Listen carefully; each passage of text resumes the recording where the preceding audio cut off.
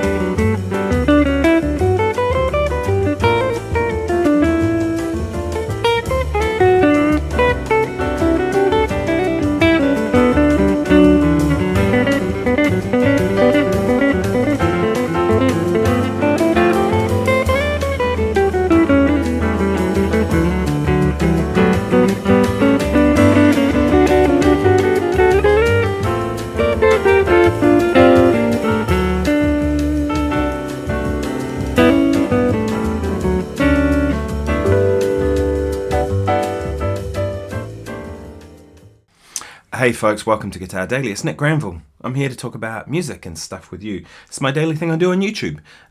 Is daily videos about guitar and music and music life and all kinds of craziness and, you know, gear and that sort of stuff. Thought today I'd talk about that tune I just played, the Pat Matheny tune called Brightsizelife from the album of the same name. This album for me was a big one. I remember when I first heard this, just going, wow, like what is this? You know, it's very different from anything else I'd ever heard before it. The opening line in that song is kind of an interesting one. Right? It's fifths. F sharp to C sharp, it's a fifth. B to F sharp, it's a fifth. You know, unusual kind of ideas. And then, so the first chord, G major 7, right? And then the next chord was the one that kind of got me. So that's the one I'm going to discuss a bit today. A lot of people think of this as B flat major 7 over A. Now that makes sense, right? But if you're thinking B flat, you're going to get the wrong kind of sound, right? You're thinking this sound? No, it's not it, right? It's not it. Even if I put B flat major 7 over A, that's really where it is. And it's definitely the major 7 because it's in the melody.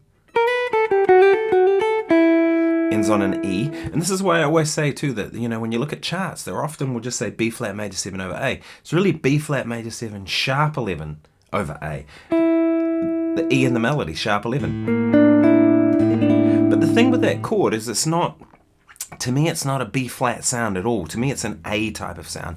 The bass player, Jaco Pastorius, was definitely playing an A note on that original recording. You know, and he hinted at the B flat thing too. But really, to me, if you think about it as an A sound, it's really a Phrygian sound. Because A Phrygian and B flat Lydian are the same set of notes.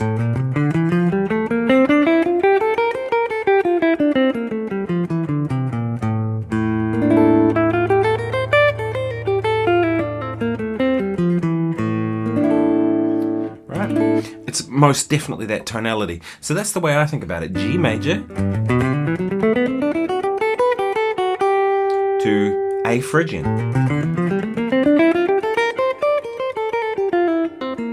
to D major. major. Now the interesting chord here is I've heard so many people play D major 7. It's not, it's just D. Right? It's really pretty strongly there. So major pentatonic. Good choice, right? Or major. You can play the 7th if you want in your solo, but the chord really is D, because then it becomes D over C. Right? It's like a C, like a D7 chord, really. And then it's B flat major 7, and that one definitely is. And then I've seen charts say G over A to G. I kind of hear that more as like a C over a D. And in fact, when it's the melody, it's actually no chord. Like, don't play there and just let the... Alright, so when we're back to the G, we're back to G major 7. To B flat over major 7 over A, so that Phrygian sound. To D major. And then G over B. Right, and then the bridge is just sus chords, right? An A sus, G sus, or F major 7 over G, whichever way you want to look at that. A over E, D, right, and then it loops back. It's quite a simple song, but I think that's the whole thing, right? And the whole thing with Bright Size Life that I found fascinating too with that whole album was he'd written songs in bright keys. I mean, bright size life. So like G major, and there's tunes in B major and these sort of keys, which for jazz music is kind of unusual, right? A lot of jazz musicians don't really write in those sort of keys. It's B flat, E flat, F, you know, sort of horn player keys. Whereas Pat, G major, right? I mean, it has a little bit of a sort of a country flavor to it at times too, right? So that's like one approach to it. Another approach I like to use, and you no doubt you would have heard it in that intro there, is playing pentatonics over this. I did a video some time ago about pentatonic substitutions, but one of the easiest ones, if you have a major chord, just play down a step and play the minor pentatonic. It's F sharp minor pentatonic on the top of G.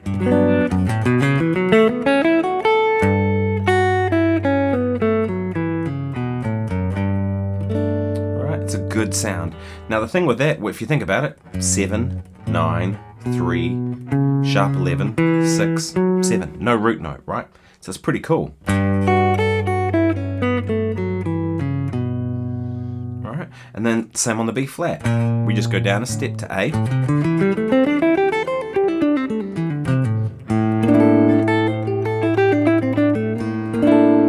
That works beautifully. So A minor pentatonic over the top of the B flat major 7 over A, right? And then D, well, we could think C sharp minor pentatonic, but it's not really a Lydian sound. So I would just go B minor pentatonic or D major pentatonic.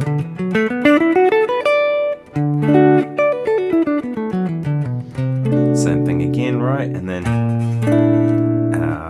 B flat major 7 sharp 11, same deal, right?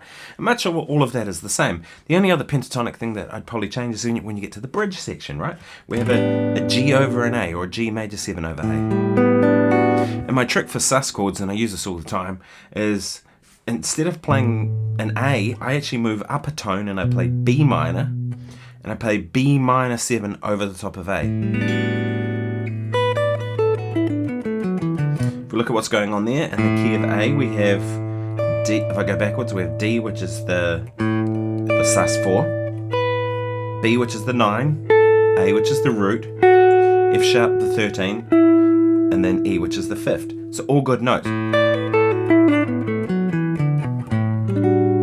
It's really implying like a sus 13 sus4.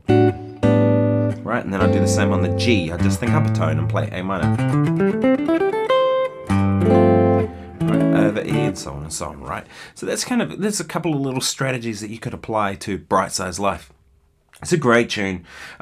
Melody is always king. Remember, if you're playing any of this kind of stuff, but you're not playing good melodic content, then it's not good music, right? If you're not playing with good rhythm, doesn't matter how clever the pentatonic subs you are using or any of this kind of carry on. Again, if it's not played with good rhythm, it's just not good music. So I always try and be aware of those two things: good melody and good rhythm. This, while I'm doing these kind of harmonic concepts and trying to make music. And as I'm getting older, I'm trying to play with more space. Because it's very easy to overplay. I'm guilty of it. We're all guilty of it. Yeah, so I hope you found this useful. If you have, then please subscribe. I post every day on YouTube, like I mentioned. The PayPal account is open if you want to make a donation. Thank you to everybody who has so far. You are beautiful people who help me do what I do. So thank you very much. Buy my albums, those are out there, and there's a free link in Bandcamp in the comments below if you want to check that out and get some free music. Main thing is you listen to it. That's all I really care about. But if you want to pay for that, it's up to you. But do subscribe and like the video and all that kind of stuff, because it really does help my channel to grow. Yeah, and like I said, I'm doing this stuff every day. So if there's stuff you want to know, leave it in the comments below, and just, I'll add it to the list, because I've got a bit of a list going from people, and I'll cover that stuff. So yeah, that was Bright Size Life. Thanks so much for watching. I'll see you tomorrow. Cheers.